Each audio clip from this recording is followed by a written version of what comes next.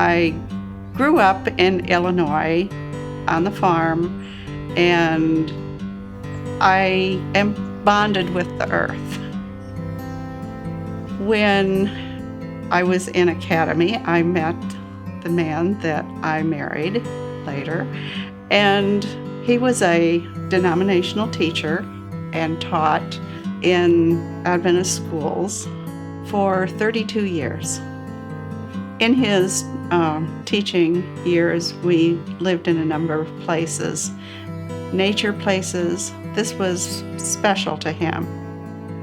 We both loved growing things. We had big gardens, and the growing things are special to me because it shows us that God is there for us. It's a journey. You plant the seed, and the rain comes and waters the earth, and up comes the little seeds.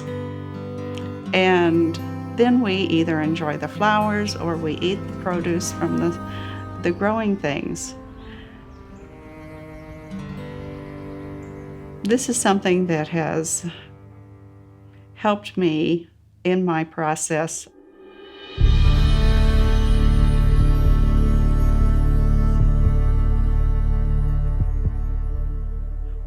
My husband was teaching in Naples, Florida, and our son, my youngest son, came, and so he and his dad could go scuba diving. They had a day planned, and they left. I didn't get to say goodbye. They left early in the morning, and in the middle of the day, we got a call, and it was one of those calls that you don't want to get.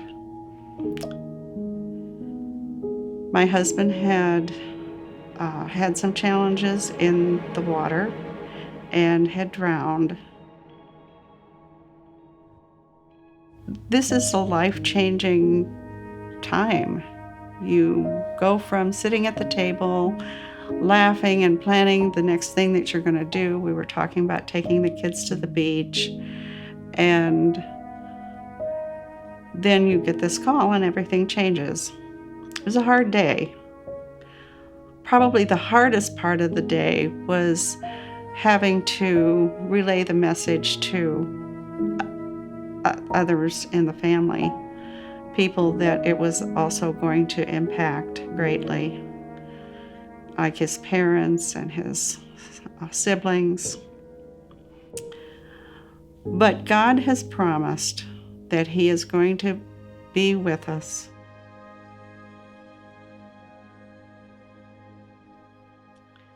After my husband's accident,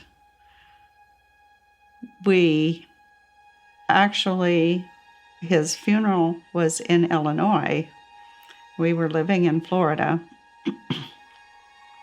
So when I came back to Florida, I had to decide what I was going to do.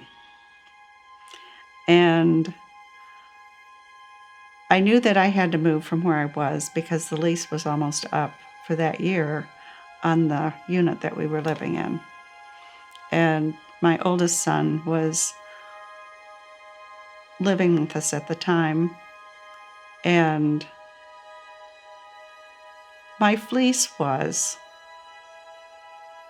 that where he could get a transfer with his job to, that would be where I would go. When we were looking at places for my son to put his transfer into, we looked at different places, and when he got his transfer was for Madison, Tennessee, in the Nashville area here. It has been a great blessing to both of us, and a good place for us to come and heal and be part of God's family. I would come to church, and I liked the church. I liked the people. I knew some of the people. I didn't know some of the people. I would come in and I would sit down, and I would song would happen or somebody would say something and I would get kind of teary. So I would go out for a while and come back, sit down. And I did this for a while. And I got to thinking, I'd like to learn who some of these people are that I don't know. I want to get acquainted with them. So I decided I would greet. And I started greeting, and I really enjoyed it. I enjoyed meeting the people and learning their names and who they are. One of the people that I met was Glenda Carlson. And I became friends with her. She invited me to a group that she had called Naomi's Fellowship. It was a group specifically for people who were widows. We had a lot of fun. We had a lot of tears. And we bonded as a group. A few years into this, Glenda decided to get married. And with that, she was going to move from the area. So I prayed about it and decided that I didn't want the group to quit. I wanted there still to be a group.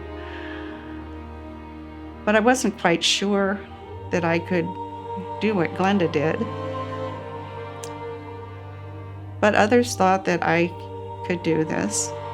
And so I prayed about it and I asked God that if He wanted me to do this, then He could give me the tools and the ability to do this. And He did.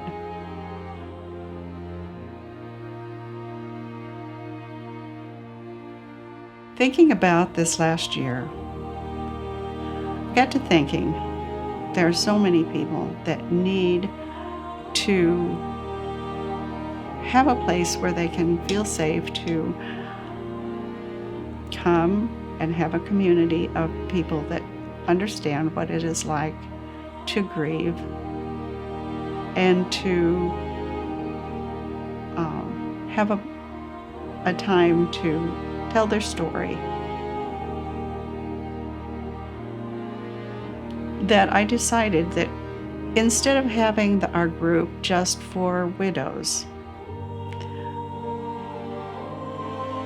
that we would kind of change it up a little bit and make it so that anybody who wants to come and share their story and be in a safe place to do their grieving can do so. Instead of Naomi's Fellowship, we will call it Circle of Hope. The circle represents people bonding together in a common thought and being able to express their feelings of their grief. It will be a support group where people can find support for their grief. Give me strength, Lord, to accept what can't be changed.